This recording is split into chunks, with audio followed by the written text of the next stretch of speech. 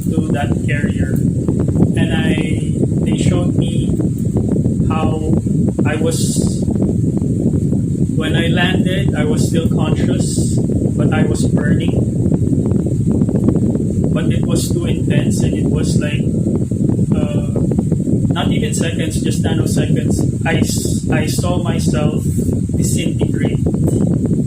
Like I turned into ash because of the fire, the fuel. I was looking at my hands. There was no time to scream. There was no time to scream for pain. It was instantaneous. I just watched myself disappear. Like I was looking at my hands and my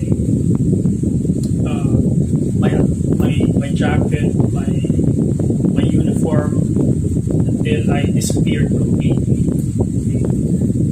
So that I kind of carried that energy, that horrifying energy, for about a week.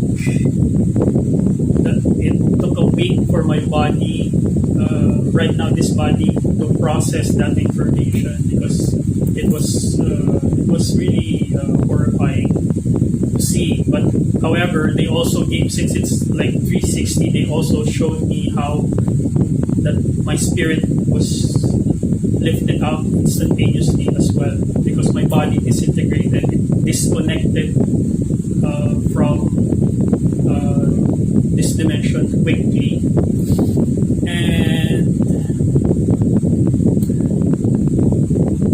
And I saw the Americans who also died, and also the Americans who got injured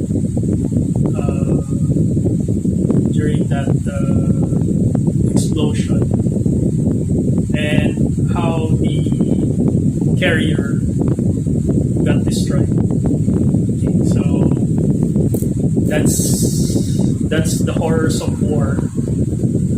It's very gruesome, painful, and not only let's say on my end or in the country that I represent during that time, but also for the people who are fighting on the other side. So this scene reminds me that we are all human beings, we're all vulnerable, nobody's invincible, no matter whose side you're on. If it's war, it's just gruesome and mayhem and chaos and destruction all over the place, death and destruction. Now, so I had to process that for about a week. I carried that energy for a week, and they said that my efforts didn't go in vain, because if I didn't do what I did, more Japanese people, more Japanese soldiers would have been obliterated in that battlefield. It was a naval encounter, and the whole experience was really terrifying. And the Wi-Fi I had didn't survive unfortunately didn't survive the war as well. However, there's no body to recover. So I was completely disintegrated from the flames. However, the Japanese people created a memorial for us, and some of them deified us. So, like in their concept of glory and sacrifice, Japanese people would remember us and our sacrifices fighting that war. So that energy, when you make offerings to remember the dead, that energy, okay, that energy goes to the person that you offered that. So let's say whenever the Japanese people held a memorial, the soldiers like me who died receive that energy on this current life.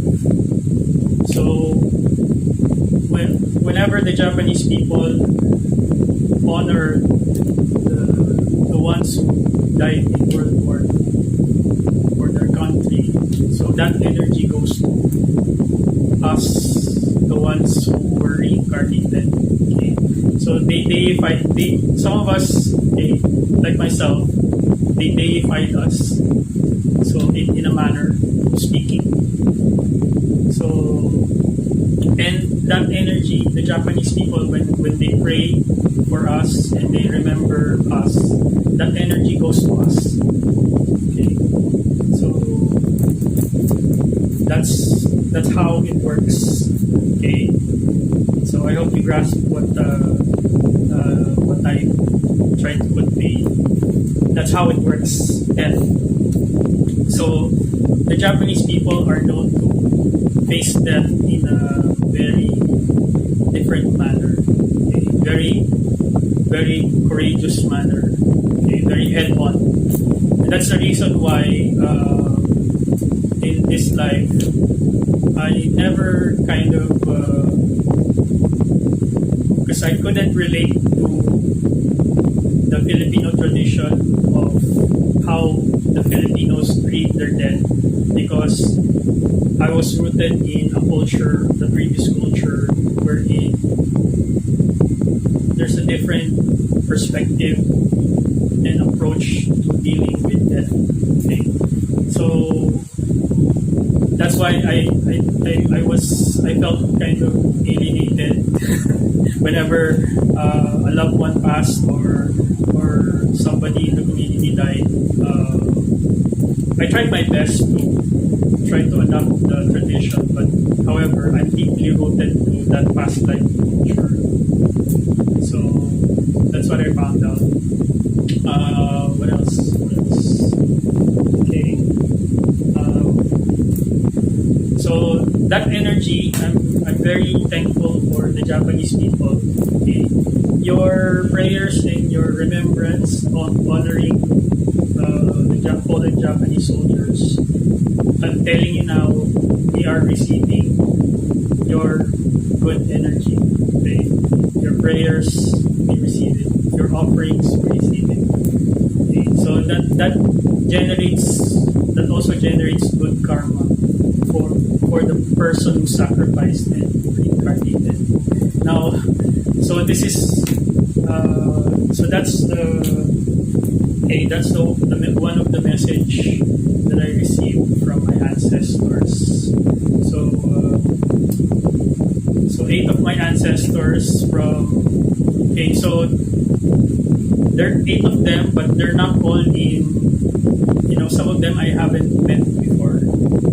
Okay, so they are assortment of my ancestors.